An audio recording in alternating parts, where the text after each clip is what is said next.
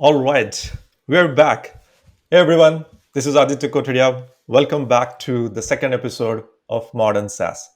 Hello, this is Yag here. I'm super excited. Episode number two. So, what are we discussing today, Aditya? One of the things I recently had, I was buying a couple of softwares as we are growing, and when I was evaluating some other vendors and was trying to buy software for our team, different functions, few things on the recruiting side, few things on the engineering side. One of the things I realized that the experience I'm getting as a buyer was not what I was expecting as a modern SaaS world. We think about it a lot of these topics, how we are building Aboma, what the experience our customers, our prospects should have. And so that's what I thought we should be talking. And there were some interesting things also happened, but that was on my mind. What do you think? Yeah, this whole buyer experience is something that I definitely also wanted to talk about, and it's pretty interesting.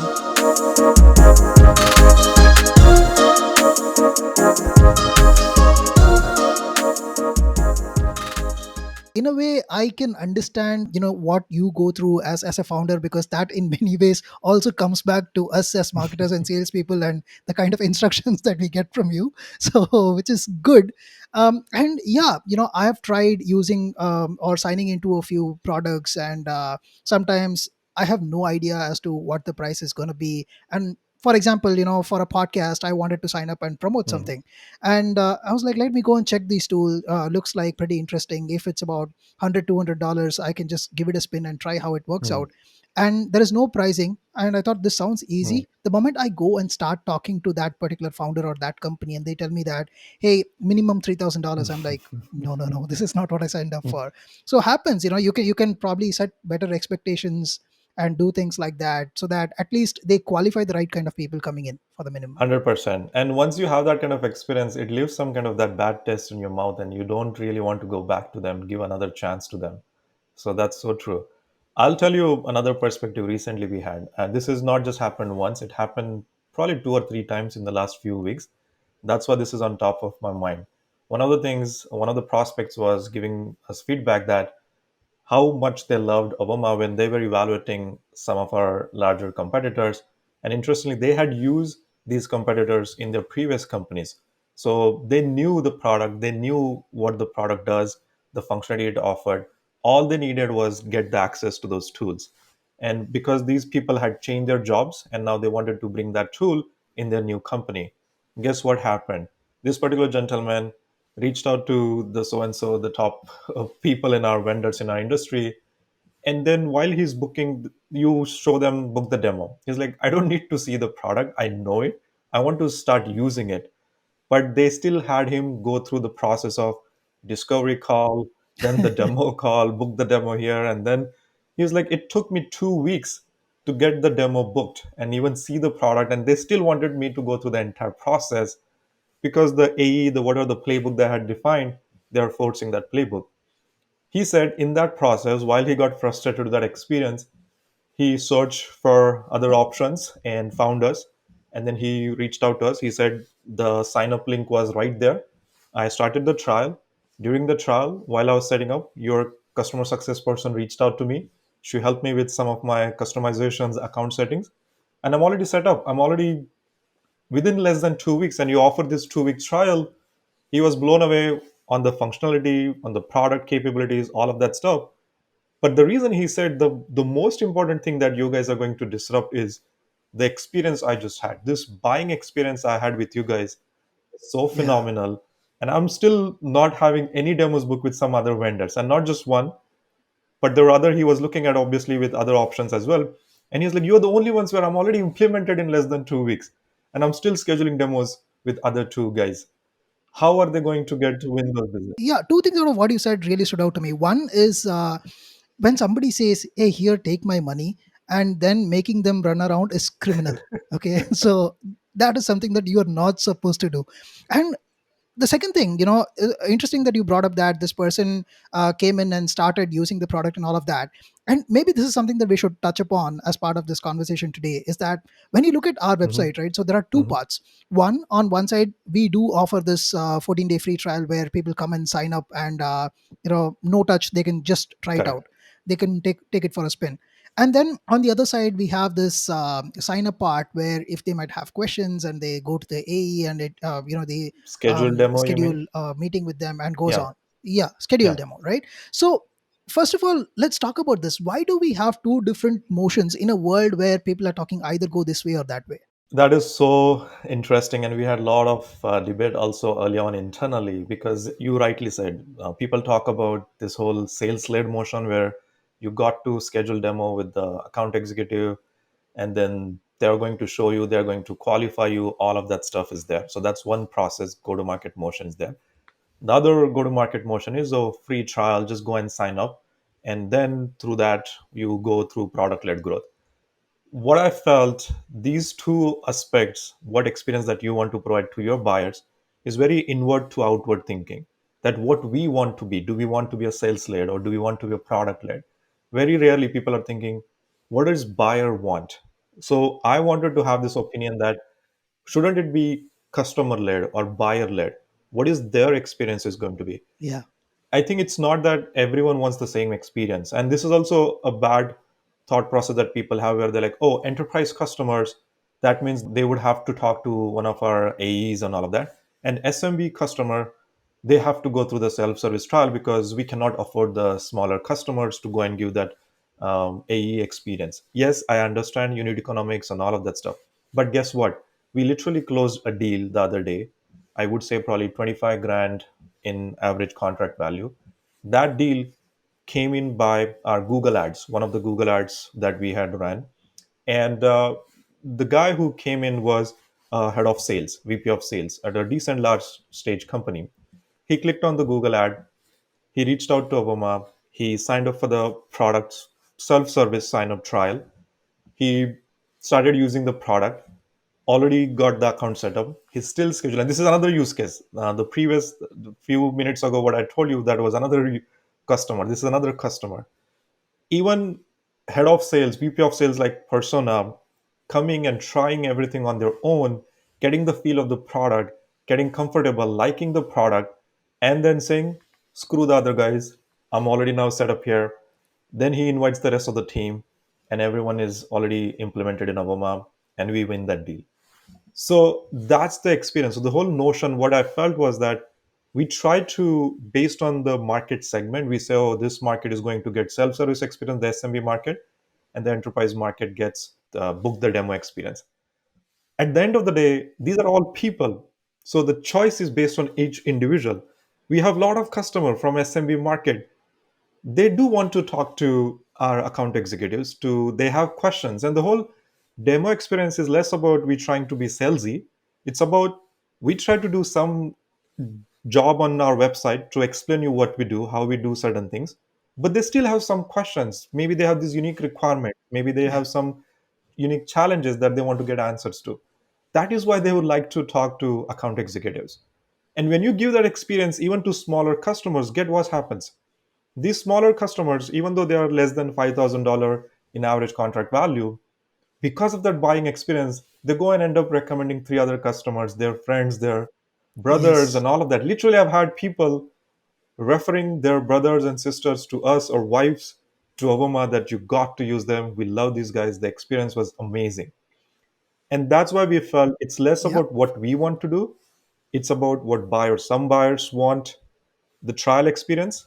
Some buyers want to go and talk to your AEs. Yeah, I remember this conversation coming into the company, in my early days, and when I asked you this question, you were like, "Hey, yeah, your questions are fine, but have you thought about what the customer wants?" And I was like, wow. And this was the same thing that we went about in every single thing that we did. By the way, because you spoke about this deal coming through ads, a big shout out to Ron, our performance marketing guy, who's behind all of these things. So great shout out to you, man. And see, here's another aspect that I would like to talk about. Yes, there is this trial, and there is this sales led Mhm. aspect, but somewhere, what I think a lot of companies are missing today, which is something that we need to really think about, is yes, even if you sign up and you are part of, like, you go through that automated product led Mhm. onboarding, and like I see the videos, Yeah. I have step by step instructions of how I use the product, but still there are going to be areas where I might get Yeah, stuck. 100%. And I would still like to have somebody from the company, either a CSM or an account executive, try and reach out to me and say that, hey Yag, I see that you try to create an account, you try to do this. I see that you're getting stuck here, how can I help Yeah. you? And this conversation, I don't want it to be like somebody breathing behind my neck and trying to close a deal with me, but trying to help me break that friction. So is that one of the things that you always think about?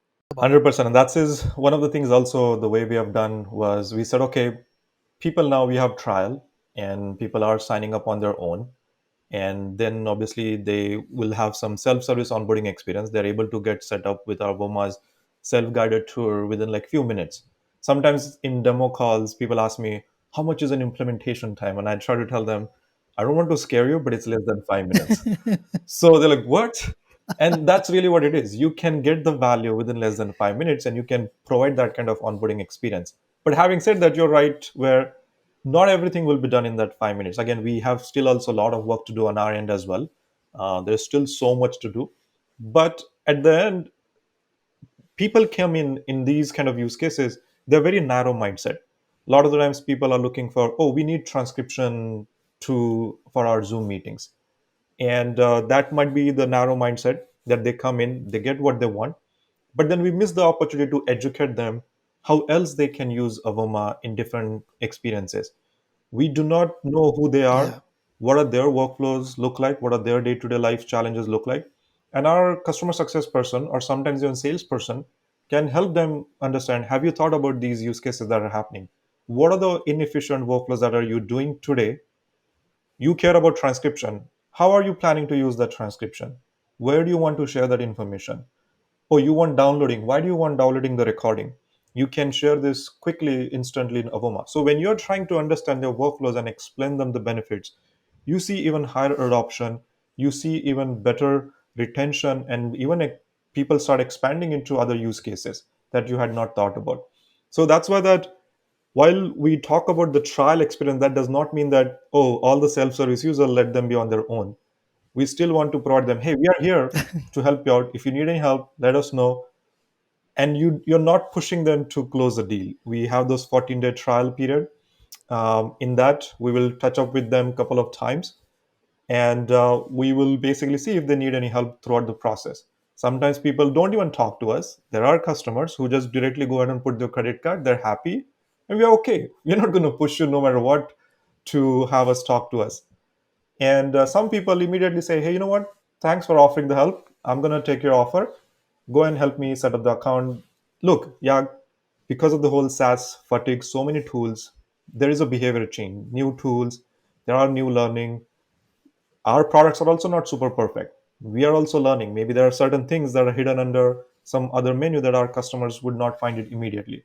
So having that help is always helpful. And people are still not, either you force people to go and read the documentation, watch all the videos, and all of that stuff is crazy. The way currently how some other companies are still doing it. Right, right.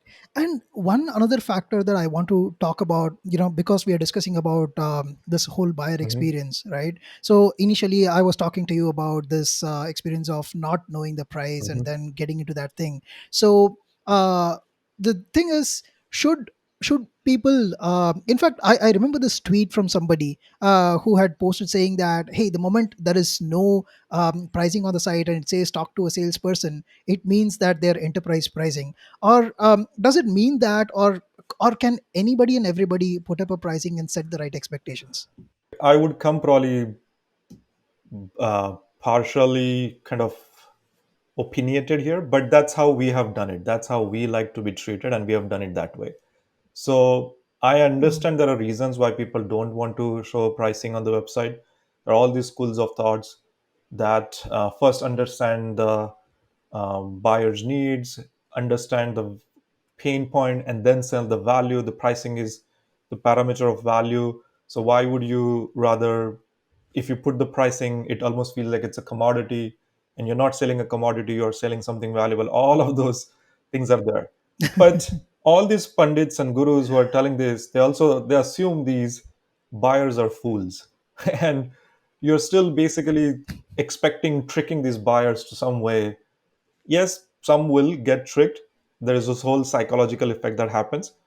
But at least if you don't want to give the entire pricing, at least give us the range. Tell that it starts from this to this. Yeah, Hiding completely pricing clearly indicates that this is not a buyer centric experience.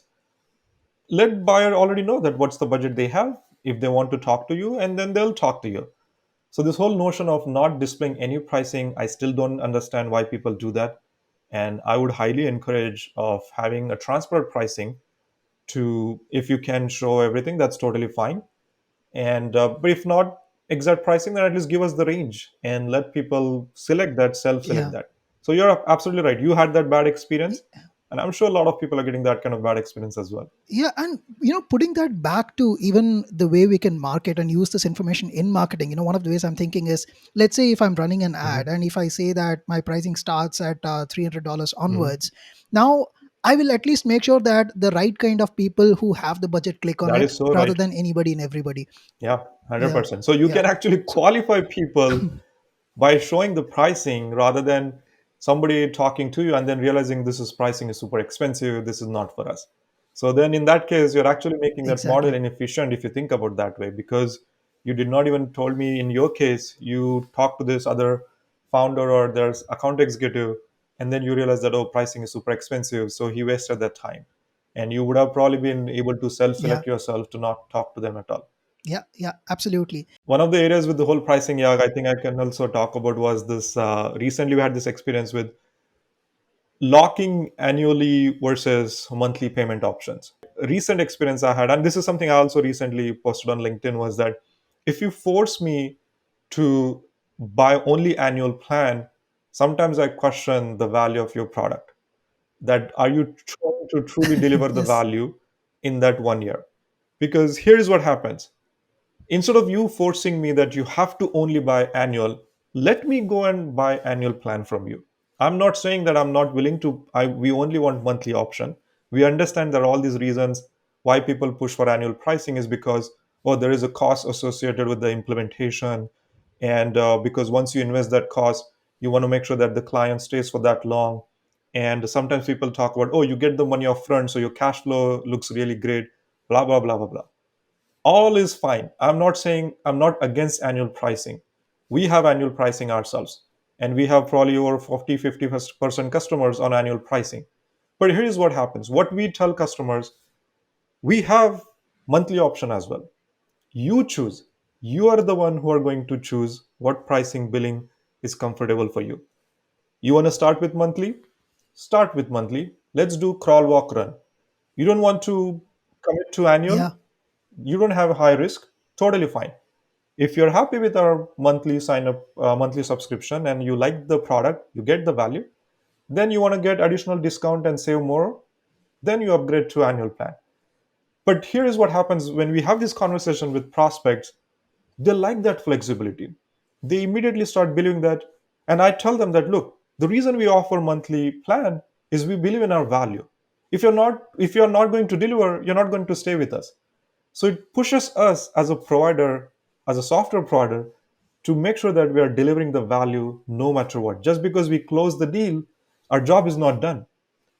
That is why it keeps us up to the mark to make sure that customers are always happy. And that is another reason I still hate, yeah. as a part of the whole modern SaaS phenomenon that we're talking here, I don't think that is annual pricing only option is a buyer centric model. And a lot of still very leading Right. companies still push that only that option for the pricing. They don't offer monthly. And it still boggles my mind why these companies are still existing like that. Right. By the way, I don't know if you realize this. When I hear you talking, sometimes, it feels like you're a natural copywriter. Crawl, walk, run is going into my books. This is amazing.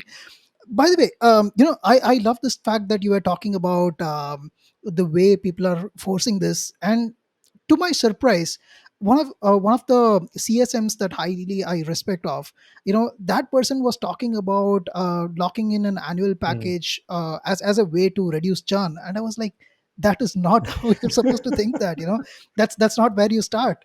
Yes, and see, the math sounded right, saying Correct. that hey, 5% monthly churn is going to boil down to 50% annual churn. So why can't we reduce that by doing Correct. this? I'm like, yes, but that's not what the customer wants. You don't want to lock in that. No, I was just saying this is exactly how everyone is doing, right? So think about all these experiences that people are doing are inward to outward thinking. They're not from outward to inward. They're not still, everyone says that we are customer centric. Not everyone is. But even there, I'm saying you need to be also buyer centric. People are still thinking about customer experience Yeah, when they become customer. They are still missing the point that you really need to think about this experience when they're in the buying stage as well. And a lot of these experiences that we are talking about are buyer preferences. Give more options to buyers, let them choose. That's when they feel comfortable rather than you forcing them my way or highway. That's not the way how we want to do it. And that gives credibility, yeah, that gives confidence to buyers that hey, these, I literally had a call today morning with a prospect. Again, you might think, Aditya, this is, you're just making up the stories, but literally today mornings before this call I had a demo with a prospect.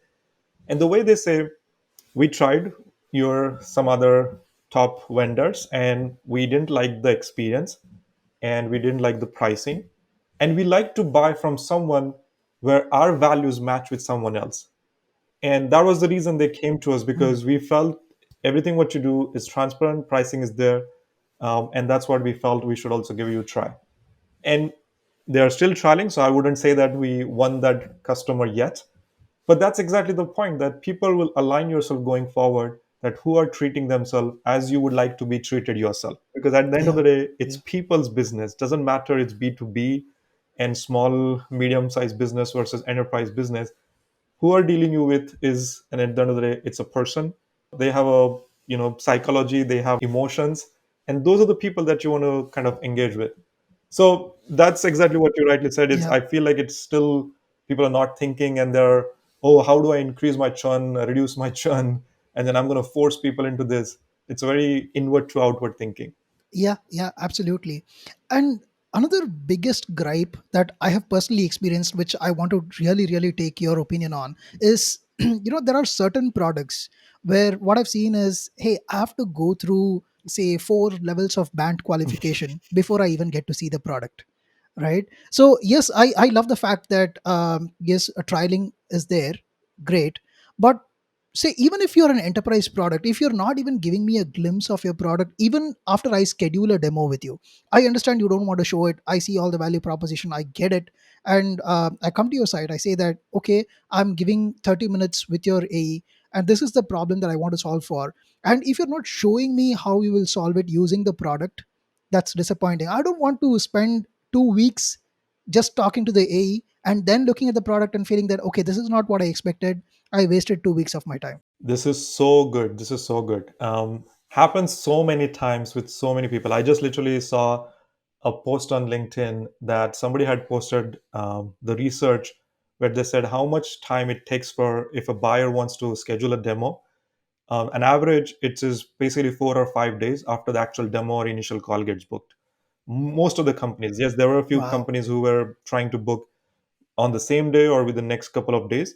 But the majority of the responses were that it takes 3 to 4 days to book the first call. And that typically what happens, disappointing, is that's a discovery call where an SDR, inside salesperson, is trying to do the discovery. And it's all about extracting the information, interrogation. What do you have? What do you use? What are your business goals? When do you sleep at night? When do you wake up? What do you wear?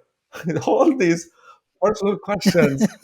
It's like, come on, that's not you. I can give you everything later on, but give me something in the process. But no, I was on a call the other day. I booked the call.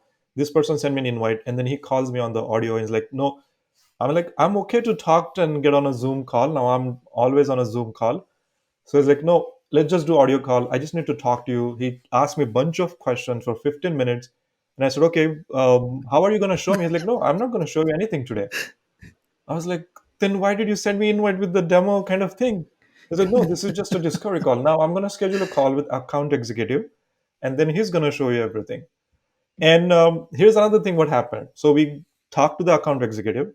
This account executive, throughout the process, I love the product. Trust me. This is another, we are evaluating a product, and there are a lot of other interesting players in that space. But this is another upcoming player was there, and I really liked what they were doing. Product was brilliant. Trust me, we were sold on the demo that we felt, holy shit, this is amazing. But guess what? The salesperson at the end of the day said, "Oh, here is the annual pricing that you have to pay." And the pricing also was, as usual, was not available on the website. And I felt, oh my god, that's really a lot expensive than what we are currently paying, and even the top vendor I would be probably paying. And then he said, "You have 7 days to try out this." I'm like, 7 days? I have my business to run. Do I give up everything and only focus on this for 7 days? What? Why not 14 days? No, in 7 days. You tried within 7 days. Otherwise, you cannot. I'm like, you're literally forcing us to commit for annual pricing and make the evaluation in 7 days. And we do have our own businesses. Do you understand that, right? I understand this whole 7 day mindset is also coming from inward to outward thinking, where people are forcing to reduce the short sales cycle. I get it, all these metrics and the things that people are trying to track.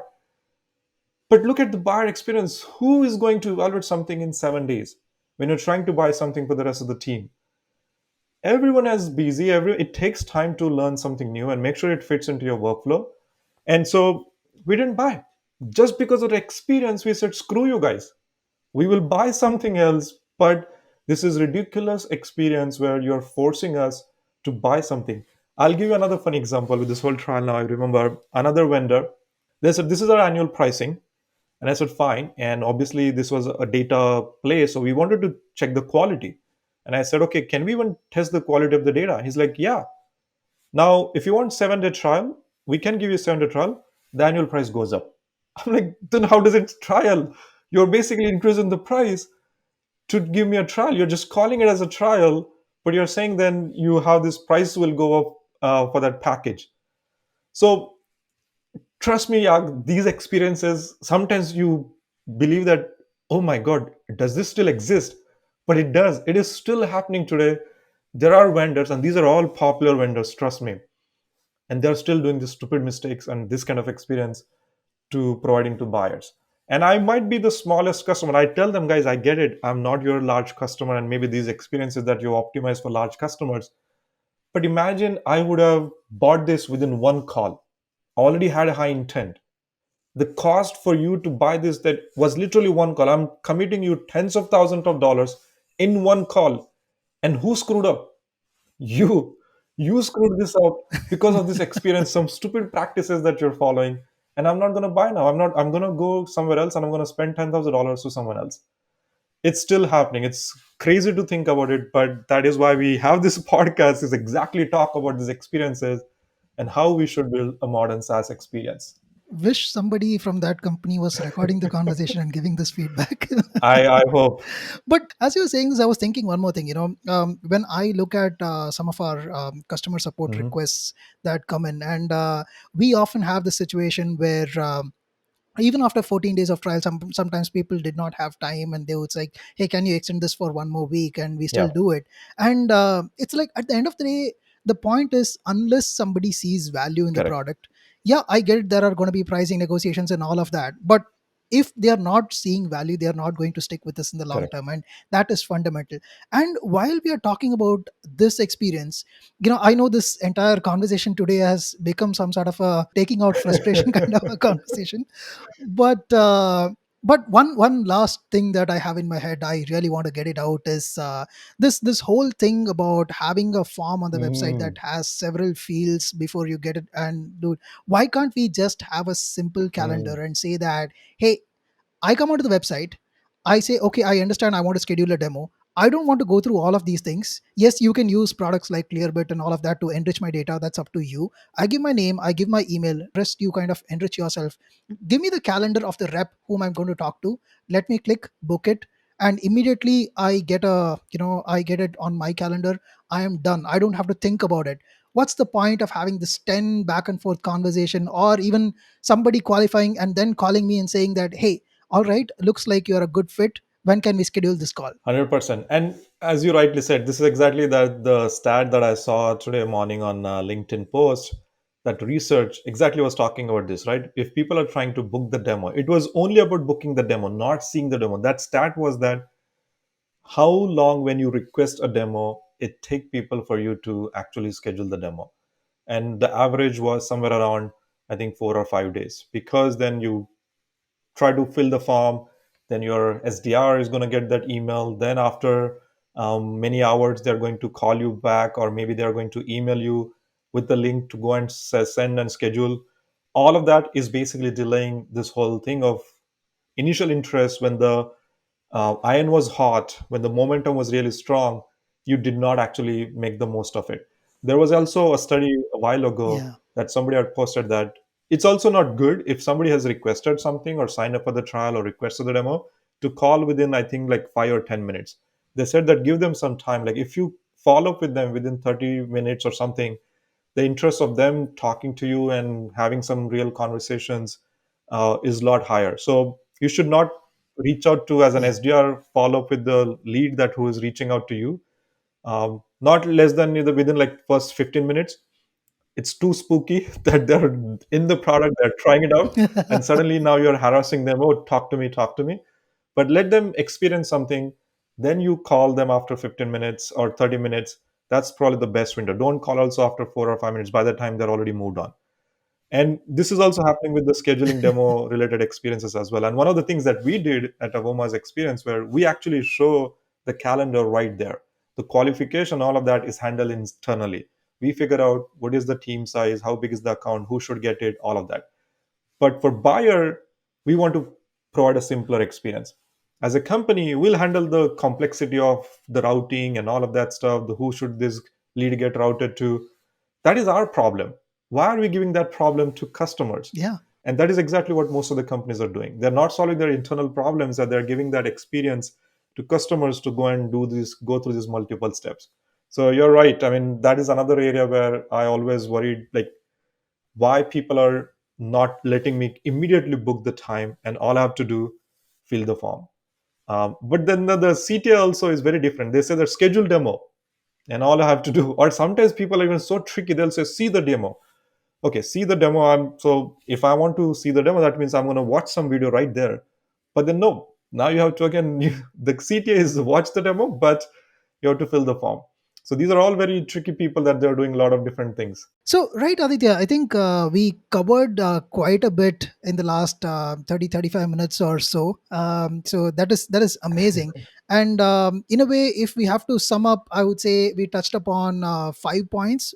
We spoke about the trial factor versus scheduling a demo, wherein the sense was like it need not be just either or, it can be both. And then it is important for us as a second point to come in and offer that assisted experience in the process, and not completely assume that people will educate themselves, because as product owners we know the best about our product, and it's our job to come in and educate them.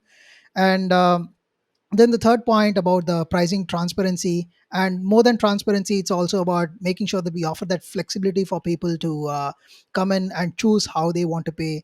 And the most criminal thing that I remember out of this conversation is that when somebody says, I know your product, just let me pay and buy, don't make them go through all the process once again. Yeah. Value your customers time. Yeah, and finally, the last point that I really loved about today's conversation is that make sure that you simplify the entire discovery process, in the sense like somebody comes in, and if you are taking 4 or 5 calls before you show the product, then you have to understand where they are and what they want. And if you see the opportunity, and if you see that this is what they are looking for, try to solve it, and make it quick then and there. So these are my takeaways. Am I missing anything? No, it is 100% accurate. I think the only thing I would say all of this encompasses with only one kind of feedback is that have a buyer's experience mindset. Go yourself and go your and buy your own product, and then go through that process how your buyers are actually evaluating and buying your product.